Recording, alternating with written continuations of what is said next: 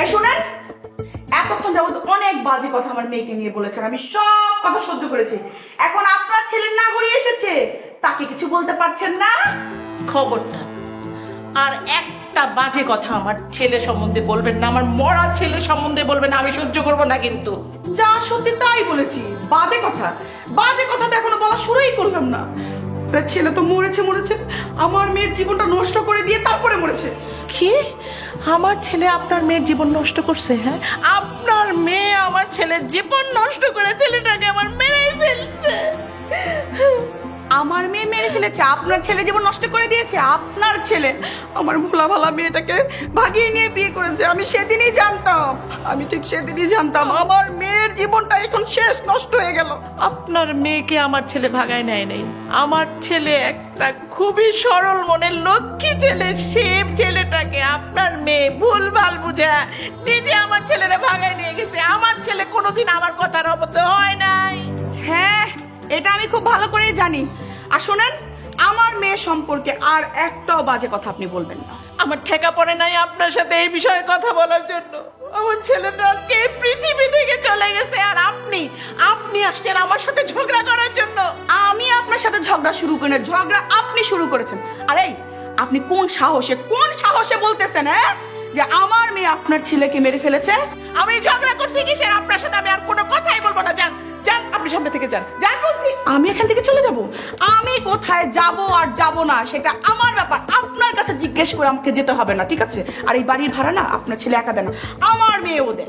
নতুন নতুন ভাড়া দেওয়া শিখছে আপনার মেয়ে না? হ্যাঁ, গ্রাম থেকে টাকা পাঠাইতে হয় ছেলেকে আমার পালার জন্য, সাথে আপনি, আপনার ছেলে, আপনার মেয়ে সবগুলার। আহারে, কোত্থেকে আসলো উনি? এতই যদি দিতেন তাহলে আমার মেয়েকে আপনার ছেলে কাজে পাঠায় কেন? ঘরের বউ ঘরে থাকবে, আপনার ছেলে যদি এত ভালো মানুষ হয়ে থাকে ঘরে বিয়ে করে বউ ঘরে রাখবে।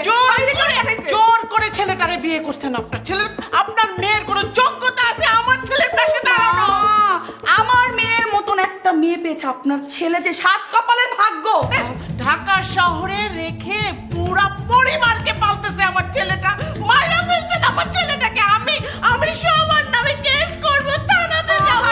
আমি আমার একটা কথা শুনুন আপনি। প্লিজ ম্যাডাম, আপনারা এখন যান, নয়তো অশান্তি আরো বাড়বে। ঠিক আছে, কিন্তু আপনি প্লিজ আমাকে ভুল বুঝবেন না। জি ম্যাডাম, আপনি শুধু শুধু আমাদের ম্যাডামকে ভুল বুঝতেছেন। আমি এই বিষয়ে আর কোনো কথাই শুনতে চাই না, আপনারা আসেন। হ্যাঁ, যাচ্ছি, কিন্তু যাবার আগে একটা কথা বলতে চাই। শোয়েব আপনাকে অনেক ভালোবাসতো। জি ম্যাডাম, কথা সত্য।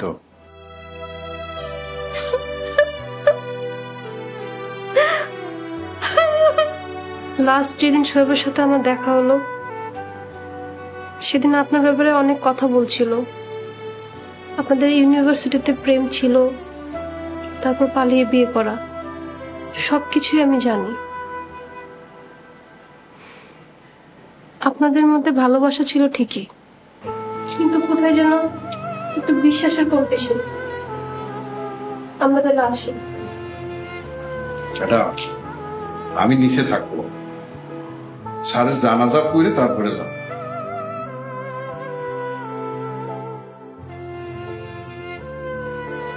আসসালাম।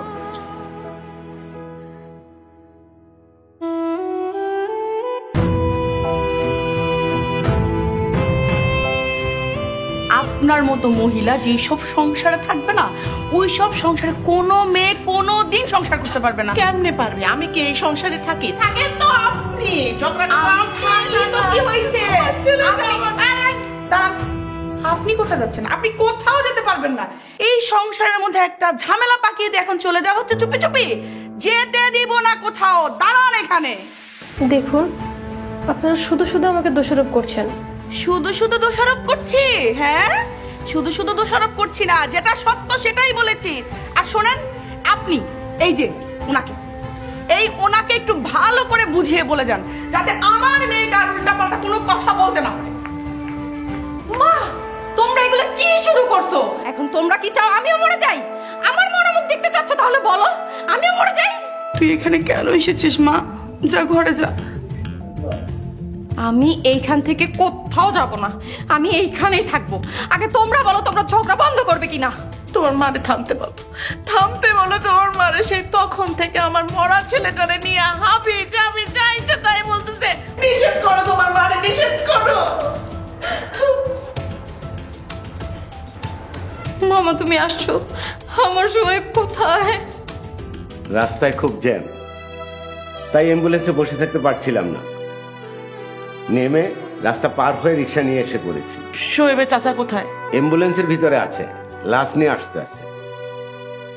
আমার চাচা শ্বশুর তো এমনিতেই চোখে কম দেখে, আর তুমি তাকে একা রেখে চলে আসছো।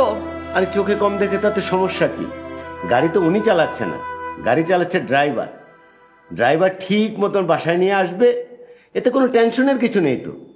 এই ধর, তোর স্বামীর মানিব্যাগ আর মোবাইল হাসপাতাল থেকে আমার কাছে দিয়ে দিয়েছে।